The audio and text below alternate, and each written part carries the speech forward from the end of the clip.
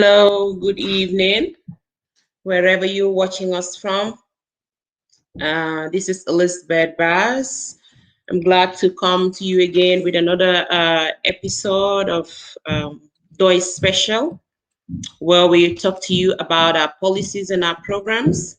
We're getting towards December 4th, and I think right now the most important thing for us as Gambians is to hear what the political parties have to offer.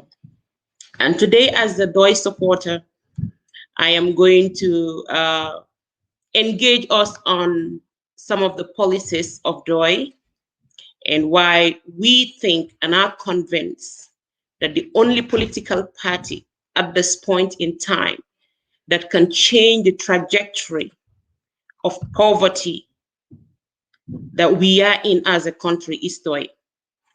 We believe that so strongly, and we have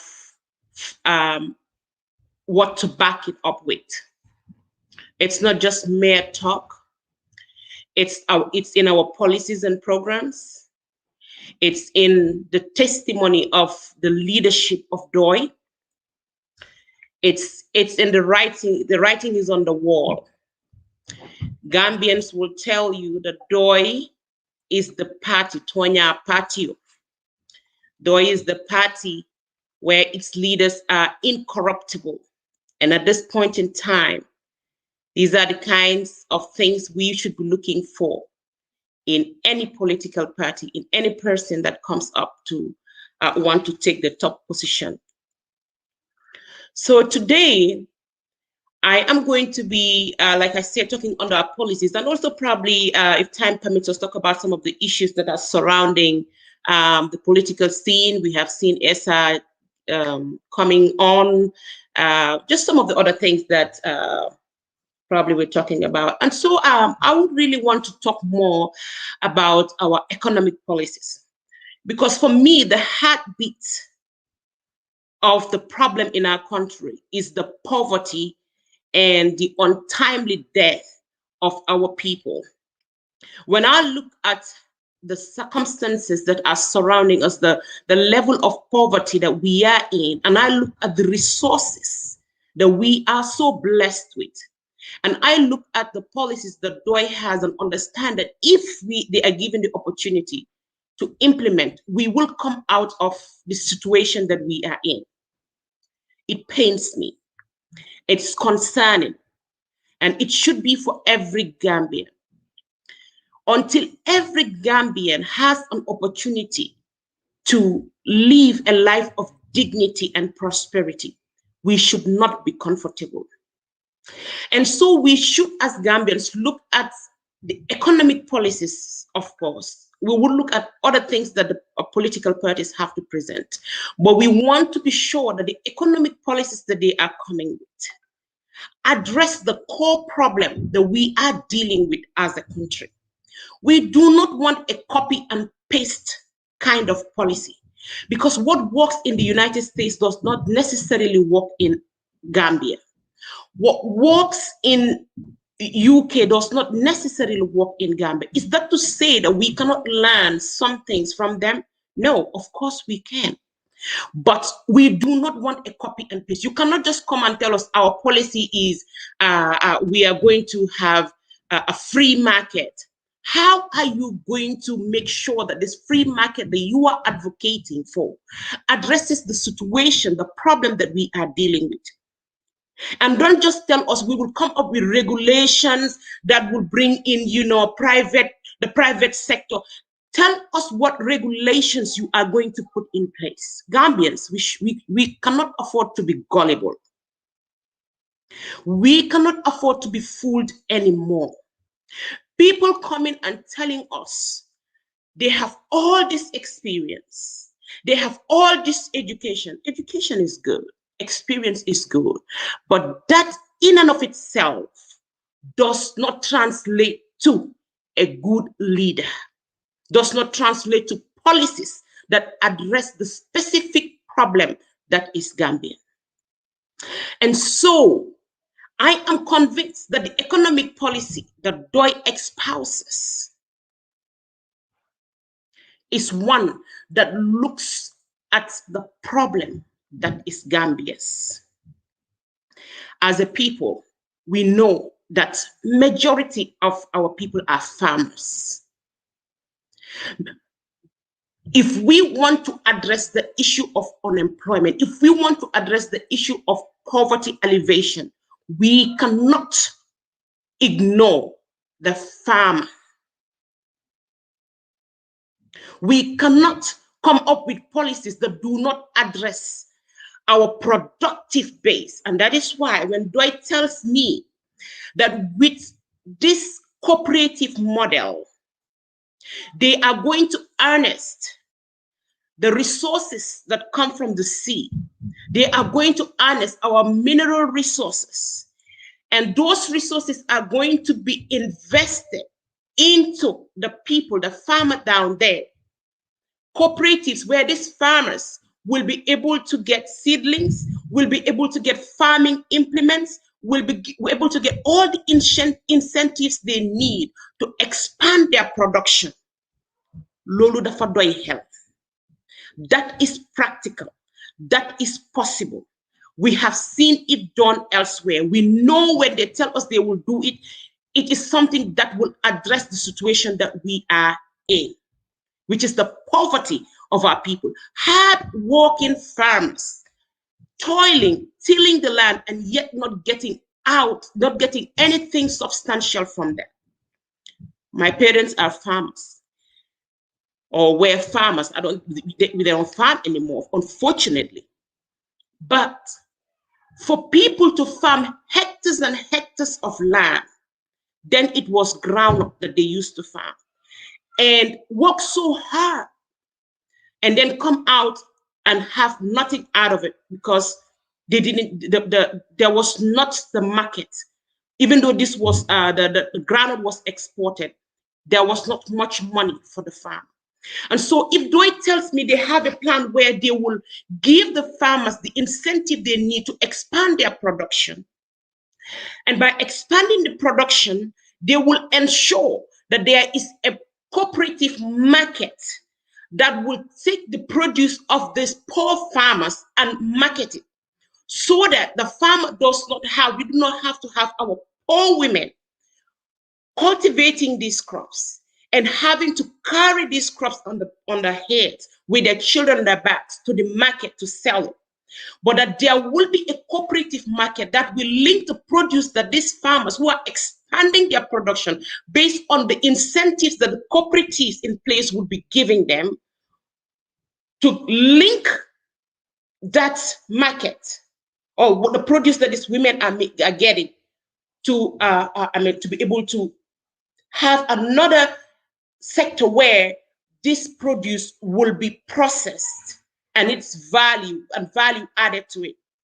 That makes sense. That addresses the problem that we are dealing with.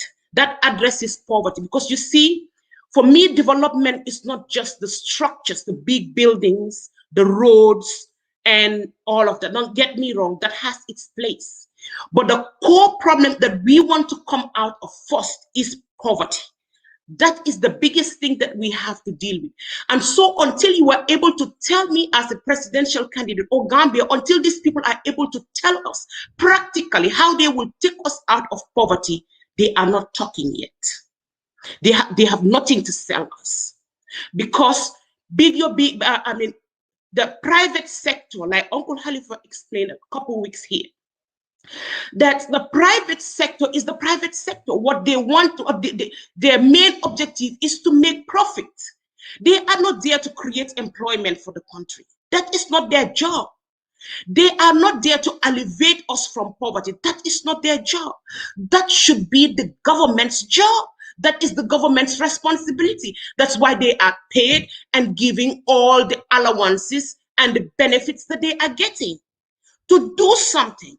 And so for me, it doesn't make sense that you have all these natural resources. We have the sea, we have the sun, we have a favorable weather for agriculture. We can farm 24 months. We don't have to just have a season of farming. We have all this favorable, we have Batakungu Sanyang and Katun. We have all these. Now we have discovered oil. God blesses us with all these resources. And then you come and tell me that we are giving you, we're putting all these resources into your hands just for you to sit lazily and invite a private person to come and invest in that thing. And you have nothing less a fair kind of attitude. You just let them, mind those resources and just pay you pittance.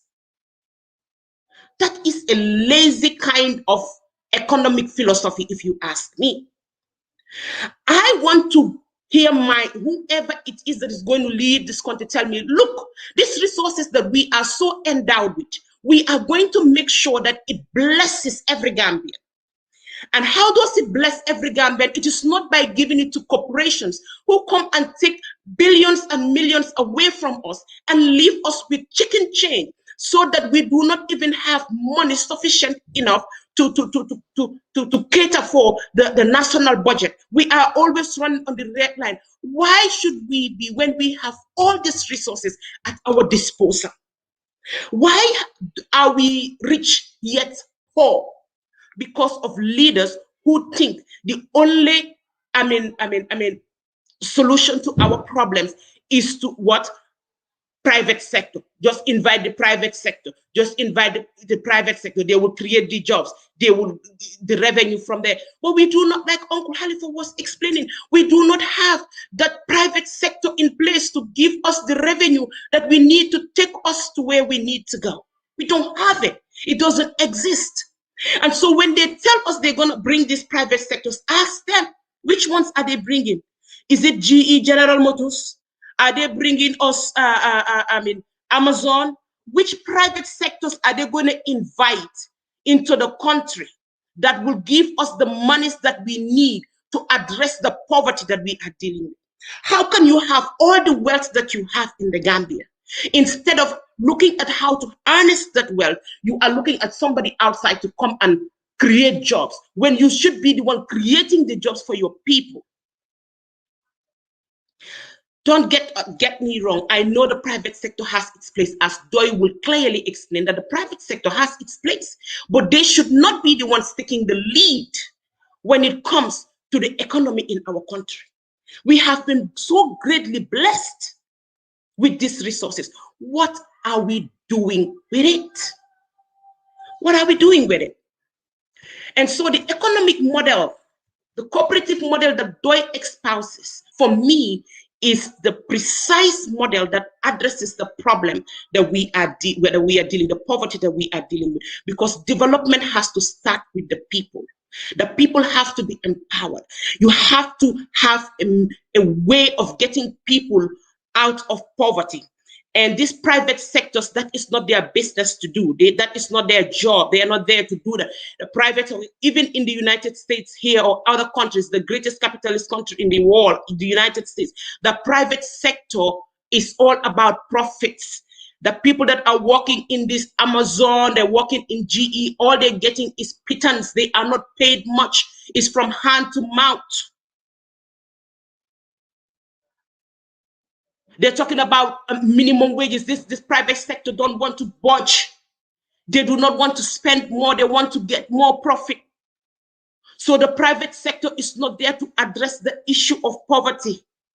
The chicken change that they are paying our people is not what will get them out of poverty. We want entrepreneurs in our country. And how do you create those? Doi says the cooperative model will give every hardworking Gambian who is determined to do something for themselves, will give them the incentive to be able to start something, to do something. And Doi will work with them through the process. Just imagine our hardworking women in their gardens. With this cooperative model, if we are able to have them have boreholes, just boreholes in these gardens. You see them digging these wells, these dry wells. There's basically not even much water from those wells, struggling to get the water there. If we have the boreholes and they have the irrigation system, the sprinklers that will water these gardens for them, can you imagine how much these women will make? Can you imagine how much how many people you'll be taking out of poverty? Because these women in those gardens, they are the ones that pay their children's school fees. Not one child, not two. Some of them have 5, 4 kids. They pay their education from primary to university. If you give these women that incentive, you give them the fertilizer, you give them the seed to produce, how much poverty are you alleviating just by giving these women that? That is practical. That is what we are talking about. That is what will take us out of poverty. That is what will address the poverty of our people. And a good, I don't want to say a percentage, but I know more than half of our population are involved in agriculture. So by just creating those cooperatives, you are addressing the problem of half of the population of Gambians. So we are tired of hearing these people tell us, oh, the private sector, the private sector, the private sector. Identify for us what jobs will these private sectors, create. How many people will it employ? Don't just tell us, oh, we are going to make the environment conducive for them. We're going to, what are the policies that you are going to put in place to make it conducive for them? We need to know the specifics. And so it is only Pdois so far that has been able to specifically tell us how they are going to address the poverty of our people in very practical ways, not only said, but written everywhere for you to see. And so when I see people, Gambians, even myself, follow this, what's going on in East Africa, in Rwanda and in Uganda, I see people putting up the developments that have happened with the Magufuli government. I was curious too. I was like, okay, what made it happen for Rwanda?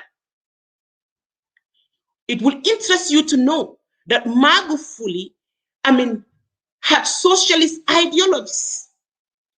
Magufuli's government made sure, in fact, I am going to quote one of the famous things that he is known for. He said, even the devil is laughing at us over our own self-inflicted level of poverty amid natural wealth given to us by God. He was infuriated by the fact that there is so much natural wealth in the country, yet the people are living in poverty. And so when he came,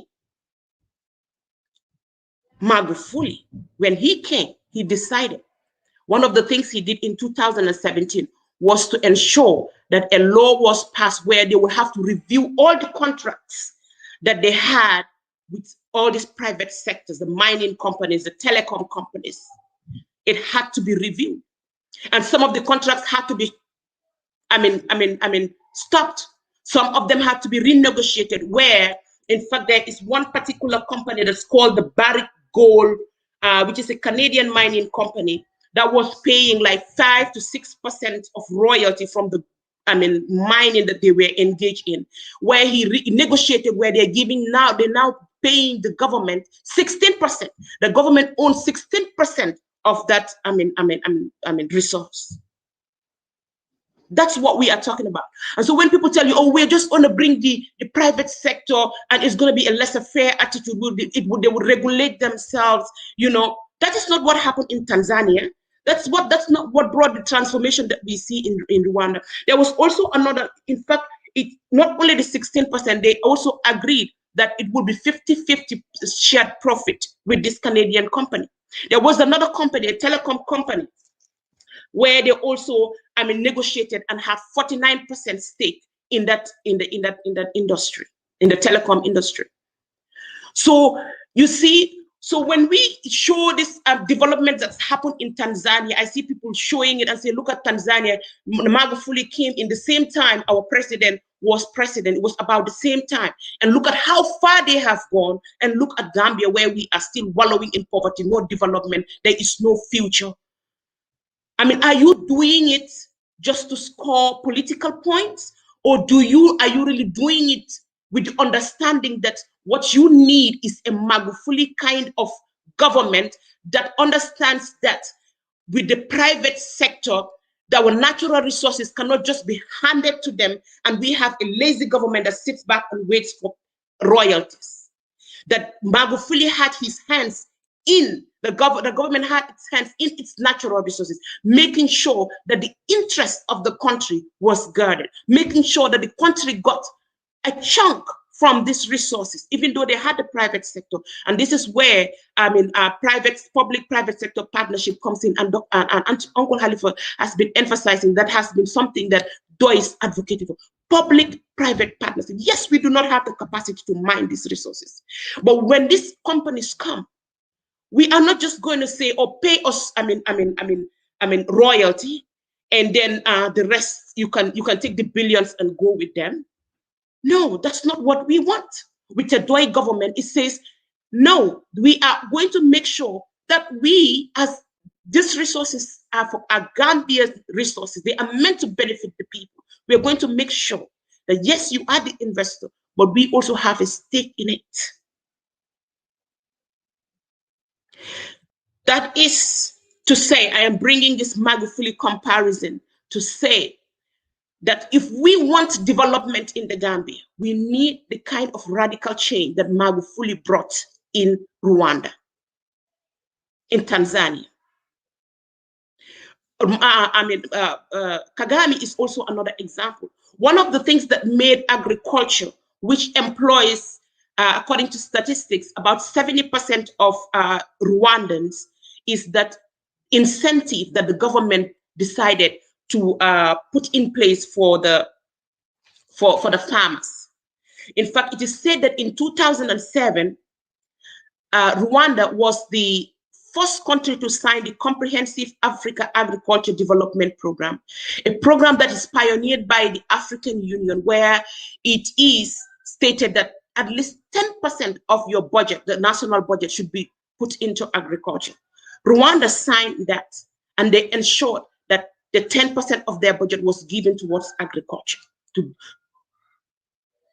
harness, their God-given resources. But our country, we don't even have.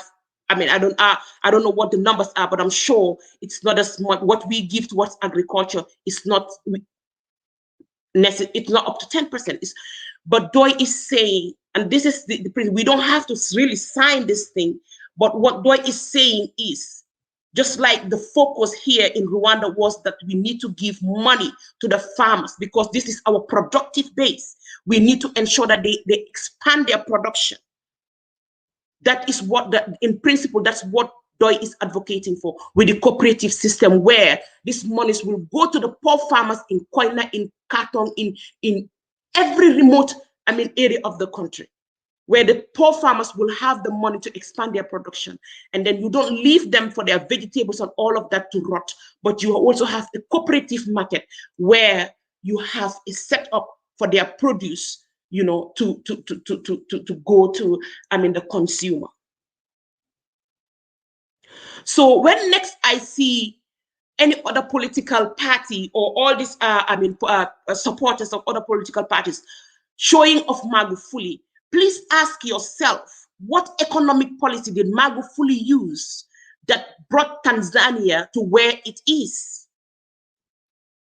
When next you are showing off Rwanda, ask yourself, what reforms were brought in that caused Rwanda to be where it is? When we celebrate the Scandinavian countries and their success, when we celebrate Qatar and their success, let's ask ourselves, what is it that made them what they are? 99% of the time, it is socialist-oriented programs that does not put its focus on the private sector and the private sector alone, but understands that the private sector is a key partner, but that the government has a role to harness, to make best use of the natural God-given resources that it has. And so, Gambia, we need to be wise. We need to wise up. We cannot be fooled anymore. This is our lives at stake. Let's ask ourselves the hard questions. All these people that are popping up, do they really understand? our economic woes? Do they really understand the plight of Gambians? Do they really understand what we are going through? Because if you look at the Gambia, do we have Gambian entrepreneurs? We don't. It is an eyesore when you go to the market, the shops, the stores, the tailoring shops, the fishing market. It's all non-Gambians. And so that is a problem that has to be addressed. And one way of addressing it is through this cooperative system where Gambians are given the resources to create startups, to work in their farms, to do something and become entrepreneurs, self-employed, and create jobs for other Gambians. But if you are just only depending on the private sector, where does the entrepreneurship that we so much need in that country come into play? The private sector is there to compete with the locals every time. So we need to look inside and stop looking outside always. Let's look at what we are given first and make best use of it before we start looking for help. Private sector come and invest here, private sector come and invest there. DOI addresses the problem that we have as a country. In fact, the cooperative model is a model that is very much Gambian. We do not necessarily have to have a system that America has. America has its unique problems. We have our unique problems. And to address those very unique problems of lack of, entrepreneurship amongst Gambians, the cooperative model is going to address that. How is the private sector going to address that? The private sector is going to be competing with the locals, of course, if they have anything to compete with. But DOI is saying we need to lift our people up from poverty. And that is why the words of that young man in Banjul still resonates with me every time. That, look, you are building these roads. Amulolo leka, amulolo nan, amulo ligay, yaangi tok di nan ataya suba bengon. That is the basic thing I need you to address first. Roads, yes, but the basic thing I need you to address first is the fact that I need to eat 3 square meals. Now they are telling us 33% of Gambians in the rural area are not able to afford 3 square meals. Poverty is killing our people. How do you address that? That's not the job of the private sector. That is what DOI is saying. That is not the job of the private sector. And it's just true.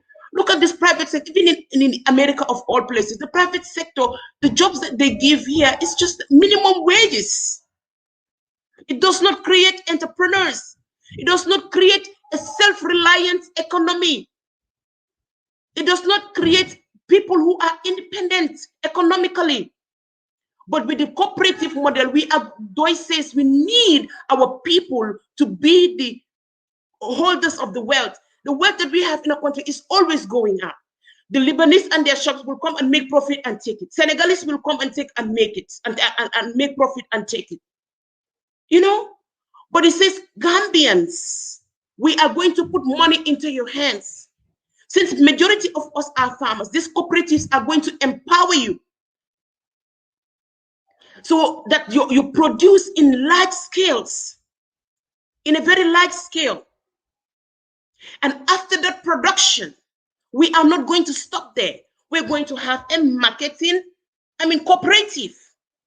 Gambians, again, given resources to buy these refrigerators, to buy trucks that, have these refrigerators, have storage facilities where they will be going to these places where these women are producing or where our farmers are producing and buy these products from them and sell. I'm not only sell, but also there will be another sector that will be processing this produce. Lolu mo ñu génné ci ñaaka. Lolu moy address the poverty of our people. Lolu mo nekk li nga xamné mom la Gambia need. Why private sector bu ñoo wax ni the private sector, the free market. Gambia, who It's all foreign. It's all coming from outside. Let's look at the problem that we have inside first. Let's look at the problem that we have inside.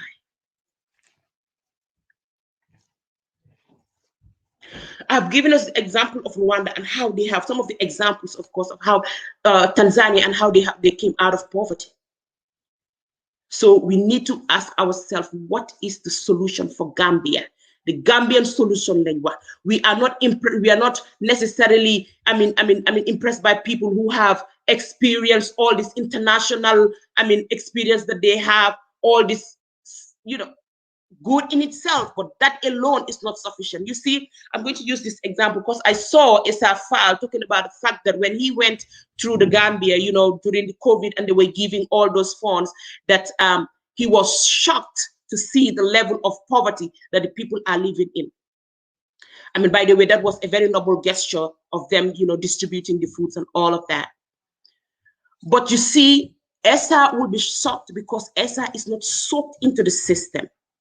He doesn't know the problem. You think Uncle Halifa will be shocked when he go to the village to see that he's lived it with them. He knows. When he came and decided that he was going to go to social welfare to serve, he understood what was the problem. He understood what was going on there. He knows. So it's not going to be a shocker for the Doi leadership, because they have gone through the length and breadth of the country, not once, not twice. They've sat with the people, they've in with the people. They know what the problem is. And until you know what the problem is, you cannot come with a solution. You come with a solution that is far-fetched, does not affect you come up with something that is not a solution, in fact. So when I heard again Esa talking about the healthcare and talking about the insurance scheme, I was like, oh my God, what world does he come from? Because honestly, with all due respect to him, I think he is not in touch with the problem that the Gambia has. You're talking about insurance scheme that Gambians should be paying into. Who are the Gambians that will be paying into that insurance scheme? Are you just talking about the people that are in the Combos and Serekunda? Those people that are in the interior that don't have a job. They are thinking of how to feed themselves. You are talking about them paying into an insurance scheme for health insurance. Let's be picking on these very little things here and there to tell you that these people, most of the people that are coming and telling us that they want to take this country, do not understand the problem that is Gambia. You talk about a private health scheme in America. Probably, yeah, might work. But even in America, they're talking about healthcare for all. That's what the progressives are advocating for. And I think that is what we need, because healthcare is not a privilege. It's a human right. Nobody should have to die because they are not able to pay into a private insurance scheme. I know he said that those who cannot afford it the government will have to come in. What percentage of Gambians can afford it? 20, 30? So the rest of it will still have to be, government chipping in for that private, insurance scheme. You see, we need a people, not necessarily who have a long CV and great international experience. That can be good, but that is not the solution we are looking. We're looking for somebody like Halifa, somebody like Uncle Sidia, who have lived with the people, who have worked with the people, who have gone into the remotest village in this country and have diagnosed the problem that we have as a country and have thoughtfully come up with solutions to address it. Somebody like Issa just decided 3 months ago that he was going to be run for presidency. How much really have you thought of the Gambian problem? How much really have you come up with solutions that would address the problem? Exactly. Somebody said Halifa has been tested for the past 30 years. And that's another thing I have. And that's another issue I have. Before TRRC, nobody knew who Issa was. So for you to just come less than 3 months, about 3 months to the election, and say, here I come, I'm going to be, and you don't even have a manifesto for us to look at. I mean, that is another level of mediocrity. Because listen, I think mediocrity is what we have right now in the government, where the person leading us does not know, much. That is mediocrity, where we have people like Henry Gomez and Ahmad Bar running for president. That is mediocrity. And to see somebody that is at least has some experience, that is something to be celebrated.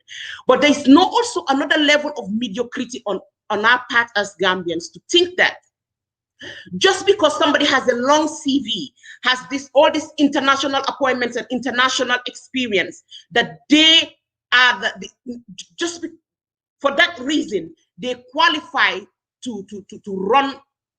I mean, they know how to run. They would know how to run the country or address the problem that we have as a country. That they understand what is going on. That is far from the truth. You can have all this excellent CV. Look, somebody like Magufuli, his education, he had his PhD, yeah, but all of that he got in Tanzania. He did not travel outside to have an international experience and a long CV and all that. But he has what you see in the leaders of Pdois. He understood the problem that is Tanzania. When he came from a very poor background, not to say that if you do not come from a poor background, you don't know what you're doing, but he came from there, and also he worked in the government. He worked there and got some experience. He related with the people.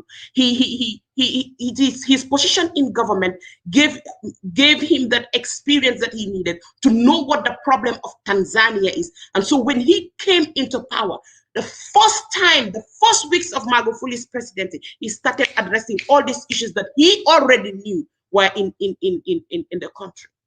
So my issue is, this man is just coming. We don't know him. You see, for gold to be gold, it has to pass through fire. These people that come in need to be tried and tested. We need to know who they are. We need to know the content of their character.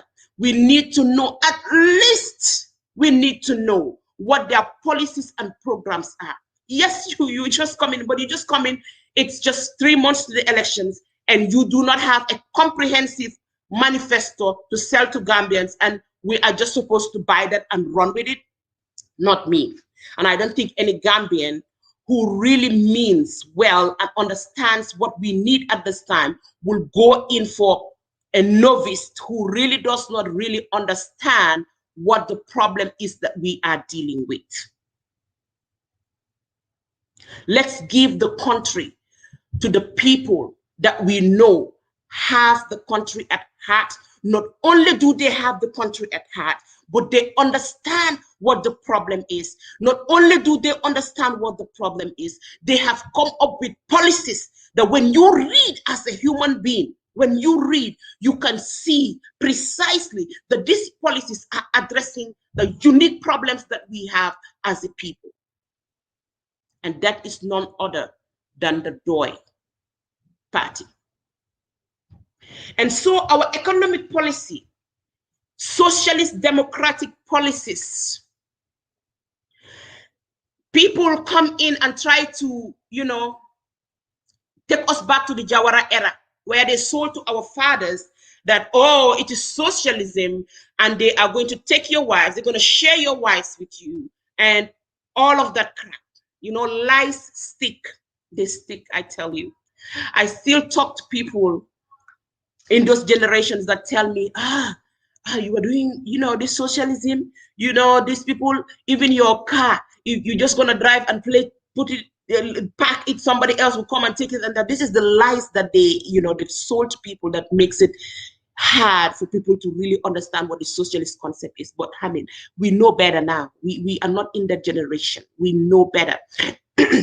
And so when you see, excuse me, when these lies are being peddled, especially on social media, and you see the Pdois supporters flinging and coming in hard, it is because we have learned that lies stick. And so we come in and debunk all the lies that we see being spread against the party. So when you come and tell us, oh, this their socialist party, this their cooperative model is going to be like communist China, is going to be like Cuba, is going to be It's going to be authoritarian. And I know I have mentioned Magufuli and Paul Kagame, and it was like, oh, those people are dictators, they are authoritarian, so that is why these policies don't work. Honey, we can separate things. It does not have to be the whole package. DOI is not authoritarian, DOI is not communist. The D in PDOI is democratic. People's Democratic Organization. Excuse me.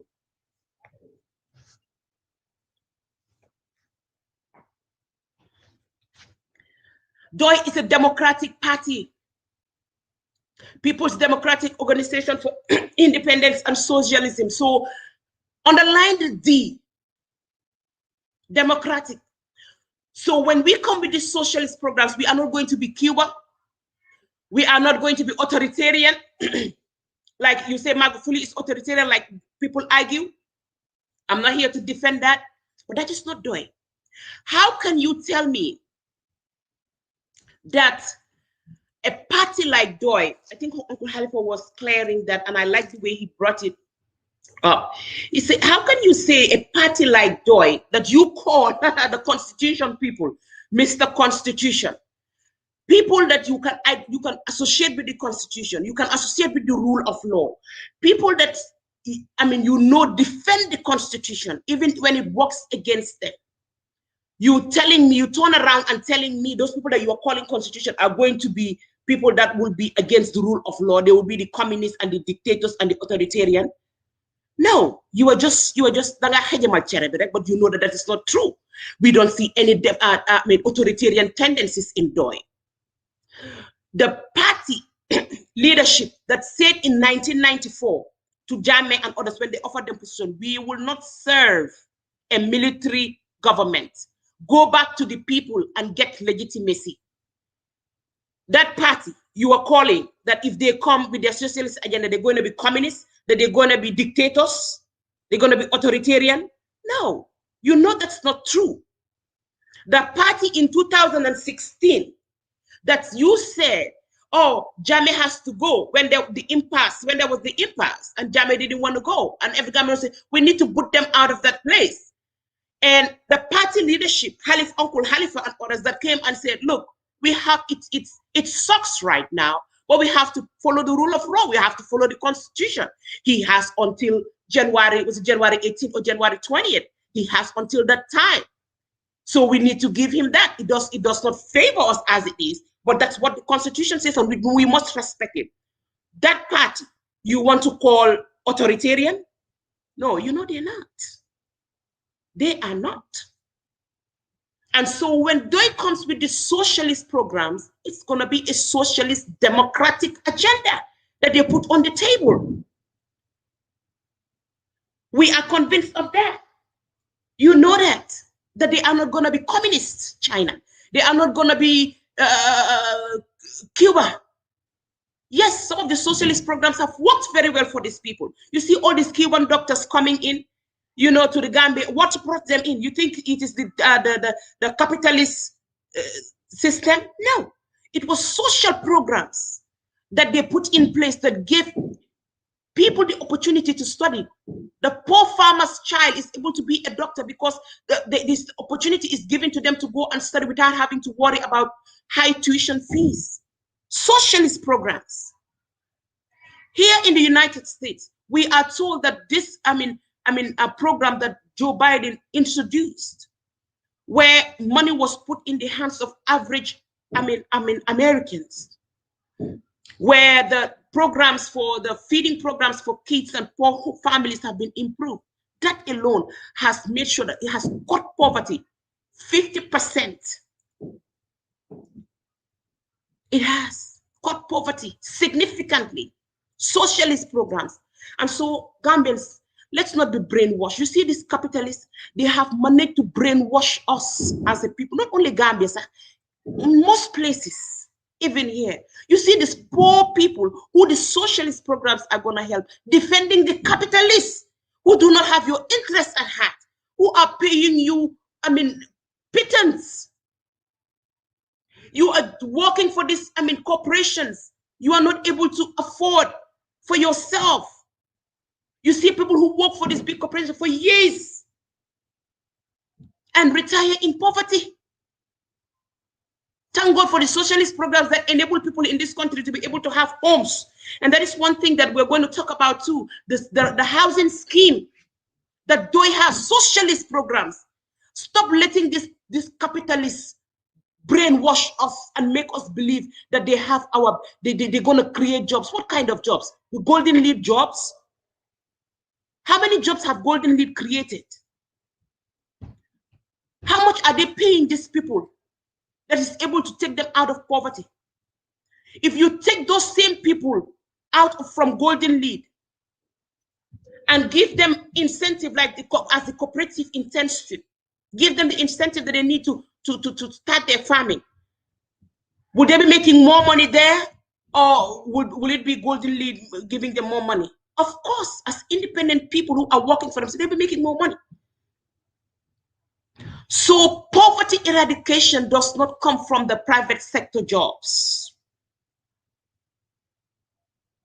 Not necessarily. Ask the people of Tanzania. So the next time you post about Magufuli and Tanzania and compare him with Adama Barrow, just don't do it for political gain. Do it understanding what policies he had put in place that brought him to where he was. Can you imagine somebody writes capitalism only exploits poor Gambians? Exactly. It does. Just look at this Gach, how much Gach, I don't know, they call it Gach, but this person, Jawara mining, I mean, the resources of the country. One person, just you pay license, and then you take all the billions and millions and billions. How can somebody reason with that? How can somebody accept that? And you pay a government that is supposed to manage those resources.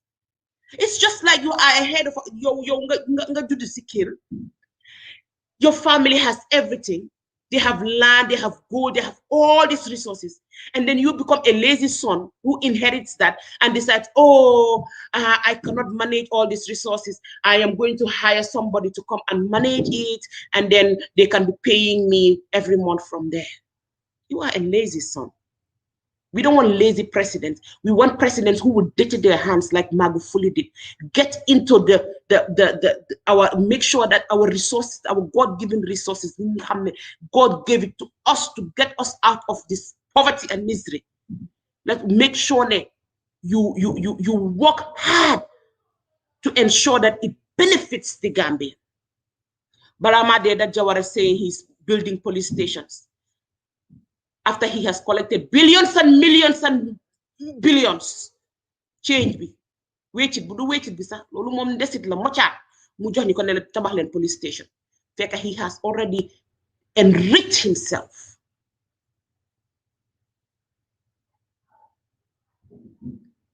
That is why Pdois is saying, as much as the private sector has its place in the development of Gambia, it is not going to take the leading role because it is not sufficient to deal with the poverty. It does not even address the poverty of our people. But the private sector jobs is are they going to go into the thick villages? Very unlikely. So it will just be a section of the population that will enjoy those, or you have people, moving from the villages and congesting the cities and towns. But when development reaches the people where they are, at the very bottom, and empowers them, that is development. Development is the people. Development is not infrastructure. Get the people out of this poverty. Our people are hardworking, farmers. They should be millionaires. Here in America, if you're a farmer, you are rich. That is what we want, because we want to make sure that when they farm, their hard work pays. We're able to get that which they have produced to the market. We're able to get that which they have produced, process, and add value to it.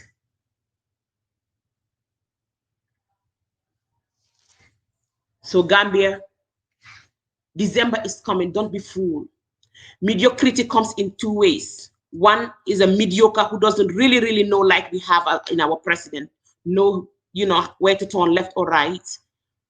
And mediocrity is also believing that because somebody has 10 PhDs, has all these international appointments and a long, very great CV, that just because of that, they have what it takes to be the president of our country, without explaining to us, without a manifesto, without telling us exactly how they are going to take us out of poverty.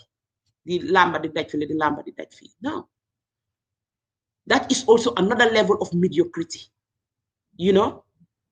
Karantale, karamba, karambu, karantale. Janga nañ ñi moom fi moom def international job la amoon, international job la nekkoon mu ngi woon si mu ngi woon UN. Wow, that in and of itself is not sufficient, it's not what is required to be a successful Gambian president that will address the problems that are Gambian. And so I've been going through this gonga, and honestly, like I said, when they tell us that with Pdois we are going to be a communist party, or we are going to be authoritarian and going to be it's going to be like China, I just asked myself, really, like, are you really serious, or are you just really trying to be, just to throw shade? And that is what it is. Because when you look at the gonga, this is page 16, 3.0, the political pillar. It talks about building a sovereign people, a sovereign republic. It says, recognizing that a sovereign republic is a community of sovereign citizens who enjoy equal rights, freedoms, and are entitled to derive equal benefits from public services, irrespective of place of birth, ethno-linguistic characteristics, gender, religion, rural or urban origin, physical features, philosophy, or other status. But key, it says, without building such a community of sovereign citizens, the right to sovereign territorial integrity, national unity, political and economic self-reliance, and self-determination and independence of the Gambia would be a mere word on paper. Pdois genuinely wants an empowered Gambia. He wants the citizens of the country to be empowered, to understand who we are, what we own, what our rights are as a people. And Pdois understands that until we have a citizenry that is aware, that is knowledgeable enough, that knows who they are, that understands that power resides in them, until we have that kind of citizenry, we will always be trampled upon. We will have leaders who will come and bammel us and just use us, enrich themselves, and leave us wallowing in poverty.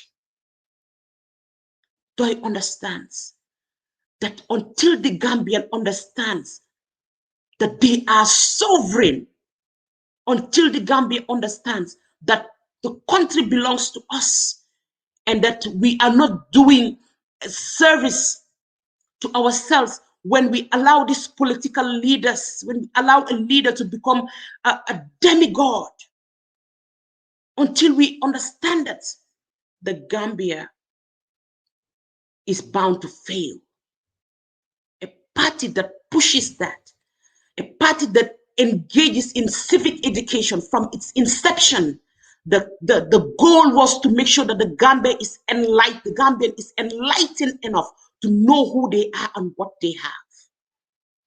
That party, that leadership cannot turn around and be a dictatorial, regime. That leadership cannot turn around and be an authoritarian. It cannot. Let us be sincere, Gambia.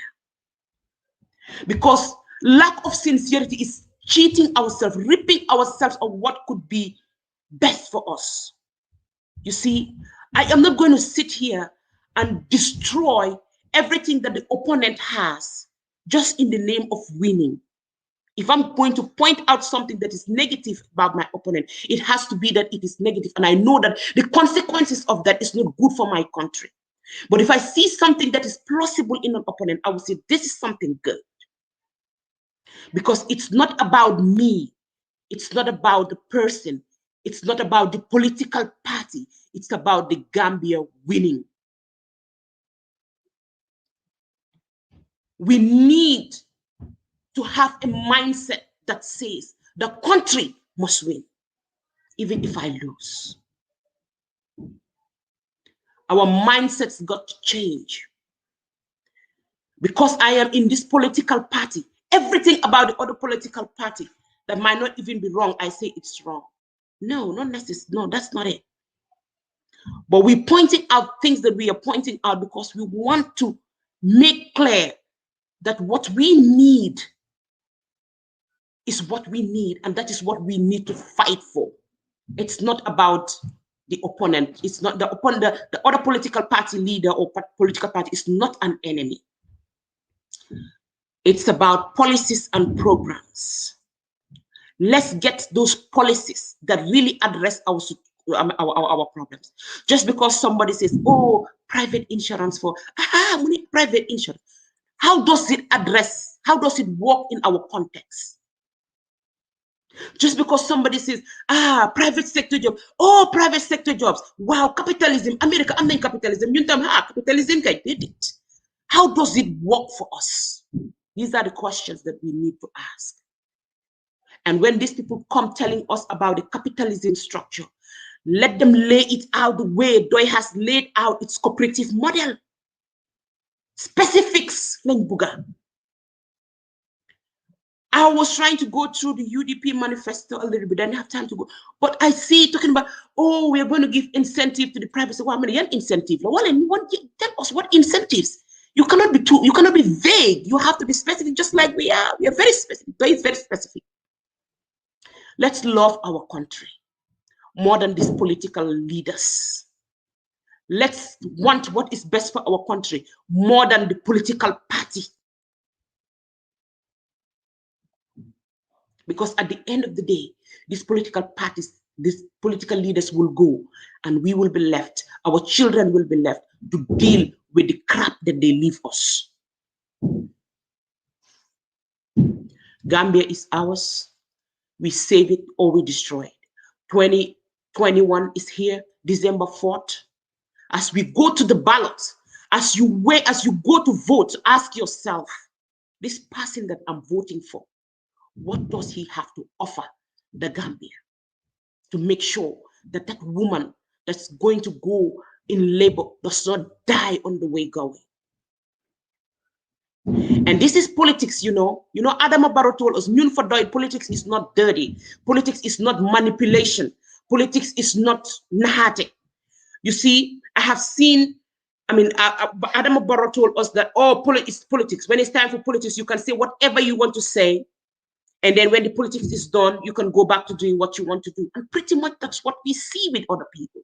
And so when I see people telling us, look at Ismail Assisi eating with the people, and honey, this is what I say. Don't be gullible. We cannot afford to be gullible. Just because at this point in time, the 24th hour, at the 11th hour, a politician decides to go and eat with you, that convinces you that this person is going to do what it takes to get you out of poverty.